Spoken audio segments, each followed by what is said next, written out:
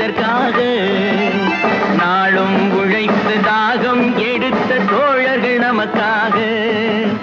கேள்விக்குறி போல் முதுகு வளைந்து உழைப்பது எதற்காக